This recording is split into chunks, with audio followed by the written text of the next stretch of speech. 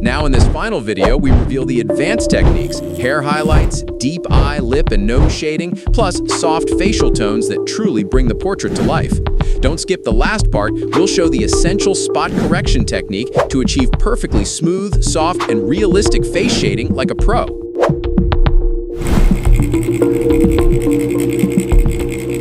Alright, we start with the RS5 needle to shade the upper eyelid, under the brow, upper lash line, and lower lash line. You might ask, why RS5 and not RM? Well, here's the thing. The simple yet crucial reason is that the needle's diameter and spacing give you precise control over fine details. Using a larger needle like RS7 makes the shading too harsh, making it almost impossible to create smooth, even tonal transitions. Crazy, right? This is actually the first professional tip that many beginners overlook. In general, you could use RM, but in this video I recommend RS5, though not always, and I'll explain the reasoning later. Next, we move to the underbrow area. Now this is extremely sensitive. Seriously, even a little extra pressure or a wrong movement can ruin the eyelid and brow structure. My technique here? Back and forth shading. With short, controlled movements, we create soft tonal transitions and define the natural bony structure under the brow. Watch your hand and needle angle. Don't move your hand too fast or straight, okay? Give a subtle angle to the design with the needle. And wait, the next crucial tip is how to prevent blotching under the brow, a total game changer. I'll show that in a bit. Now, onto the upper lash line. This area adds depth and life to the eye. RS5 works perfectly here because it lets the shading sit naturally along the lashes. The main technique? Layered shading. Start with a light first layer, then gradually build depth. The key, every layer must be soft, controlled, and even for consistent ink saturation. Oh, and the next pro tip, when you hit the third layer, there's a special trick to make the shadows look totally natural. You have to see this. Yep, and another very important point, how to avoid blotching under the brow. Trust me, it's worth waiting for. Finally, the lower lash line. Man, this part is super sensitive. Any mistake and the eye can look closed, tired, or just off. My technique here? Circular shading. Gentle circular movements to build smooth depth. And here's the professional tip. With this circular motion, you can create soft tonal transitions without blotches or harsh lines. This is exactly what makes the eyelids pop in 3D. Oh, and for precise lash lines, we can also use RL3, which I'll demo later. All these steps combine back and forth shading, plus layered shading, plus circular shading. And the golden professional tip at the end? How to use precise blotch control techniques to make the entire eyelid soft, even, and fully blended. Seriously, this one changes everything. So stick with me until the end because every step includes small but essential tips that take your portrait tattoo from basic to truly realistic, 3D, and professional. Mastering these techniques, it will dramatically improve your work and give your final result a natural, lifelike appearance. You'll thank me later. Before we continue, if you haven't hit the like button yet, do it right now. Seriously, later you'll forget and I won't forget that I reminded you. Alright, let's get into it. Here, my full focus is on the hair, especially the hair around the face, near the eyes, the corners, and the bangs falling onto the forehead. This part is extremely important because hair works like a frame for the face. If it's not layered correctly, the entire portrait can look flat and lifeless. Let me add a very important point right here. Hand and machine angle matter a lot in this stage. The machine shouldn't be completely vertical. Give it a soft angle so the needle is more pulling than punching. This helps the hair sit softer and blend naturally. Keep your wrist relaxed, not locked. Controlled, smooth movement makes a huge difference here. What I'm doing now is slightly darkening the hair, but in a controlled way. Not all at once, I build depth gradually through layering so the hair sits naturally on the face. This is where a lot of artists rush and ruin the work. A key rule to remember: hair closer to the face should always be a bit stronger than the hair in the back because it's closer and receives less light. Now, pay attention. This part really matters.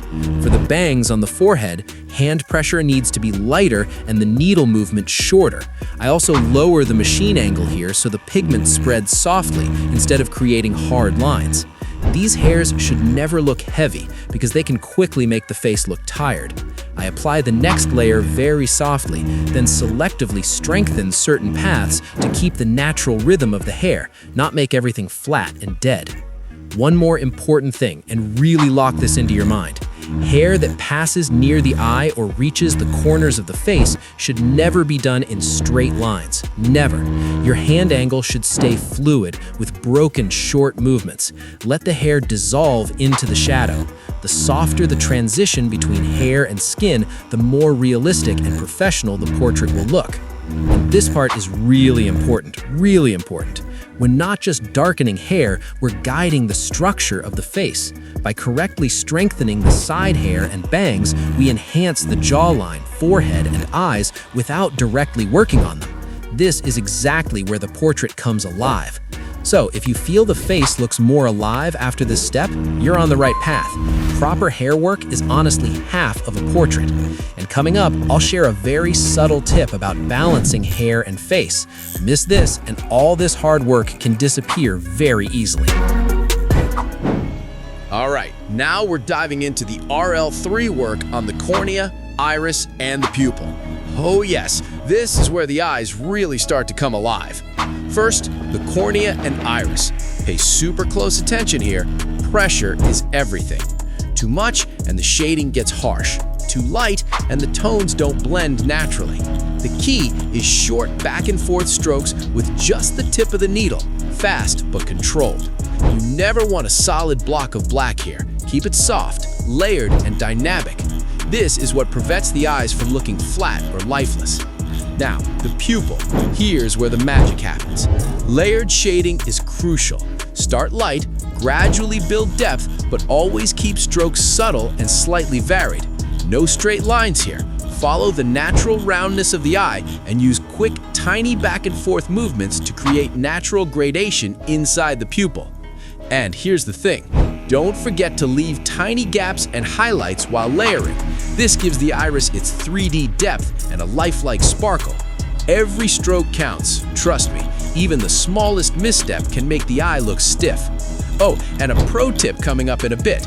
You'll see how to add that tiny reflective glint that makes eyes feel alive without overdoing it. This little trick, game-changing for realism. Stick with me. Layer by layer, stroke by stroke, you'll see the eyes transform from flat to vivid, deep, and incredibly realistic. The technique is subtle, but the impact, massive. When done right, it's literally what gives the portrait its soul. All right, let's move into the lips using RL3. But real quick, if you still haven't hit like, do it now. Seriously, don't wait. It helps more than you think. And yeah, I notice these things. All right, let's go. We start with the lower lip. Oh man, this part is critical. This is where a lot of portraits either start looking realistic or completely fall apart. I'm using short, fast back and forth movements with just the tip of the RL3, keeping the pressure light, really light. If you push too hard here, the lip goes dark instantly and you lose all softness. And trust me, once it's too dark, there's no magic fix. We're building this layer by layer, slow and controlled, letting the tone develop naturally. Now, pay attention to the lip texture. Those tiny lines, the subtle cracks, yes, those matter. If you ignore them and just shade flat, the lip will look plastic and dead. We don't want that. We want movement. We want life. So I'm following the natural flow of those lines, not forcing anything. Next, the upper lip. Okay, wow, this part is tricky. The upper lip always sits a bit deeper in shadow, but that doesn't mean we slam it with ink. I'm still layering slowly, controlling the depth, watching the curvature. This is where layered shading with controlled pressure really shows its power. Too much pressure and the lip edge becomes hard. Too little and it disappears. you have to feel it. And here's a big tip. Always respect the natural lip contour. Follow it. Don't redraw it. That's how the lip stays realistic without looking overworked. Now, let's talk about the corners of the mouth and the hollow areas beside the lips. Oh yes, this is where the face really wakes up. These tiny shadow pockets give you that natural 3D depth. I'm using soft, short strokes, changing direction slightly, never shading in straight lines. If you shade this area flat or too dark, the face suddenly looks tired or aged. But when it's done right, boom, the whole expression changes. Now, the teeth line. Careful here, very careful. We are not coloring teeth, ever. I'm using extremely controlled movements just to separate forms softly. No harsh lines, no dark fills. The separation has to be suggested, not drawn. And notice how the lip edges gently blend into the surrounding skin. No hard stops. If you see a sharp edge here, that's a red flag. Let me lock in 3 professional principles you should never forget when working lips. 1. Layering is everything. Depth comes from patience, not pressure. Build slowly, always. 2. Follow natural texture. Lip lines, cracks, curves, this is what sells realism. Ignore them and the lip dies. 3.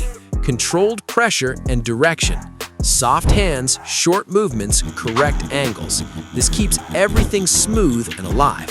So stay with me till the end, because when we move into the final soft and smooth facial layers, you'll see how the lips suddenly connect perfectly with the rest of the portrait.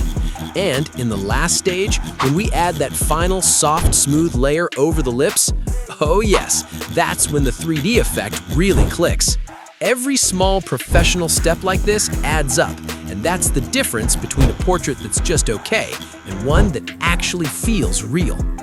Before we go any further, real quick, if you're getting value from this, hit the like, drop a comment, and subscribe to the channel. That support actually helps a lot and lets me keep making deep, professional tutorials like this. All right, let's keep going. Now, pay close attention here because this part is huge. This is where everything starts coming together. At this stage, I switch to RS13 or even a larger grouping, and I go straight into softening and smoothing the entire face. And yes, we're still using the same gray wash we've been working with so far, nothing new. The only change is that I add just a few drops of solution to cup number 1 to make it extremely light. If you think it's too light, yes, that's perfect. This is honestly one of the most important parts of the entire portrait. This is where the face gets unified, blotches disappear, and harsh transitions turn into smooth, natural flow. We're not adding darkness here, we're refining the face. I always start under the eyes, always. This area is critical. If you skip it, the eyes will look flat, no matter how good the eyelids or iris are. The moment that soft shadow goes in underneath, oh yes, you instantly get depth and a true 3D effect. Watch the hand angle closely. I'm not coming in straight and I'm not pushing. The needle is slightly angled, the movement is smooth, and the shading almost floats into the skin. This soft layer connects directly with the final shading on the upper eyelid, so there are no hard edges. Everything blends naturally. From there, I move across the entire face, the cheeks, the sides, and the facial angles. This is how we give the face shape without drawing lines. Soft layering creates form, keeps the face from looking flat, and adds natural dimension. Pay attention to the hand movement and machine rotation. The motion stays fluid, slightly circular or arced, and constantly moving. I subtly rotate the machine as I work, which helps the gray wash blend evenly and prevents patchy areas. Small detail, but wow, it changes everything. This stage is all about patience. Light passes, soft transitions. Step back, look, then continue. If you rush here, realism disappears. If you take your time, the portrait starts to feel finished even before the final touches. And here's the important part. We're not done yet. There are still very fine, critical details coming up, the kind most artists skip, but these are the details that truly transform a tattoo into a professional portrait and a real piece of art. So stick with me, because what's coming next is subtle, and it's the most important part of all. The finishing touches, the delicate blending, the tiny highlights. They'll make this portrait truly pop and feel alive. Every small stroke matters here, and when done right, the final piece will look like a real three-dimensional masterpiece. All right, final stage. This is it. This is where the portrait either looks finished or just unfinished. No pressure, right? First, I switch back to RL3 and start working on the eyelashes. And yeah, slow down here. Oh yes, lashes are not lines, they're texture. Short, controlled strokes, light pressure, and I always follow the natural direction. If you rush this part, the eyes lose their realism instantly. Once the lashes are done, I step back, literally. I take a second and look at the whole face again. And this is where experience kicks in. Now I go back in with RS and RL, and I selectively darken only the areas that need it. Not everywhere, just where the portrait needs more contrast to really pop. A little darker here, yes, maybe there. Perfect. This is not about making it black, it's about balance. If I notice any blotchy areas or uneven tones, I grab the RS and softly shade over them, very gently, almost floating. Oh, this part is satisfying. The goal is to erase the blotch without creating a new one. Light passes, smooth motion, no pressure. Slowly, that spot disappears, and the shading becomes clean, soft, and unified. This is how you get that even, smooth, professional finish. No harsh patches, no distractions, just clean flow across the face. And now, this is important, this is the moment where everything locks in. The contrast, the softness, the depth, the portrait finally looks alive. Yes, this is it. Before we finish, real quick, if you learned something from this, hit the like, drop a comment, and subscribe to the channel. That support really matters and helps me keep releasing deep, step-by-step portrait tutorials. And don't forget, you can watch the full portrait tutorial broken down into parts right here on the end screen.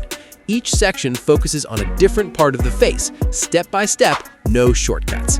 Stick with the process, trust the layers, and I'll see you in the next part.